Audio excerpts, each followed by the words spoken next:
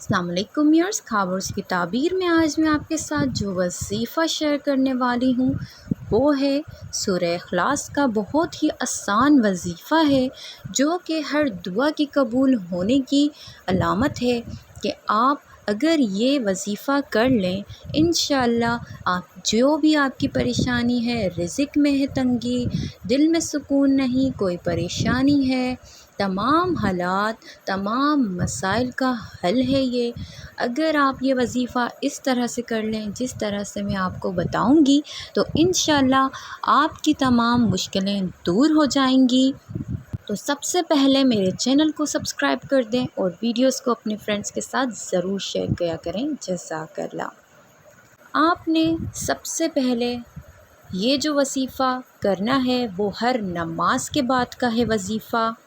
آپ نے ہر نماز کے بعد 11 مرتبہ سورہ اخلاص کو پڑھنا ہے۔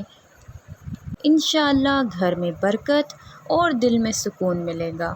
اس کے علاوہ جو سورہ اخلاص کا دوسرا بڑا وظیفہ آپ کو بتاؤں گی وہ بھی بہت آسان ہے، ہر مشکل کے لیے، ہر پریشانی کے لیے ہے، بہت ہی مجرب وظیفہ ہے، جو کہ صبح اور شام 3 مرتبہ آپ نے سورہ اخلاص کا پڑھنا ہے۔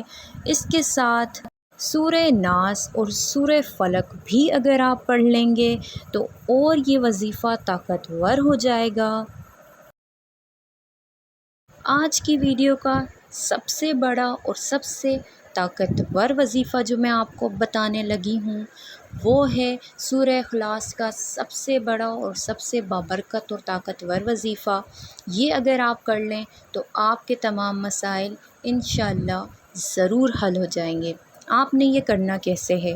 آپ نے 41 مرتبہ سورہ اخلاص پڑھنی ہے۔ اس میں طریقہ جو ہے، آپ نے اول اور آخر 11 مرتبہ درود شریف پڑھنا ہے۔ اس کے بعد آپ نے 41 مرتبہ، کبھی بھی آپ یہ پڑھ سکتے ہیں، کسی بھی نماز کے بعد آپ کو ٹائم ملتا ہے، عشاء کی نماز کے بعد ٹائم ملتا ہے، آپ کو صبح میں ٹائم مل رہا ہے تو آپ نے یہ وظیفہ کرنا ہے کسی بھی مشکل کے لیے۔ تو آپ نے 11 مرتبہ درود شریف کے بعد آپ نے 41 مرتبہ سورہ اخلاص کو پڑھنا ہے، اور دوبارہ آپ نے 11 مرتبہ درود شریف پڑھ کے اور اپنے مقصد، اپنی حاجت کے لیے دعا مانگنی ہے اللہ تعالیٰ کے سامنے عاجزی انکساری کے ساتھ۔ انشاءاللہ آپ کی دعا ضرور قبول ہوگی۔ مزید ویڈیوز کے لیے، مزید وظائف کے لیے میرے ساتھ رہیں، اپنا بہت سارا خیال رکھیں۔ پھر ملیں گے ایک نئی ویڈیو کے ساتھ، تب تک کے لیے اللہ حافظ۔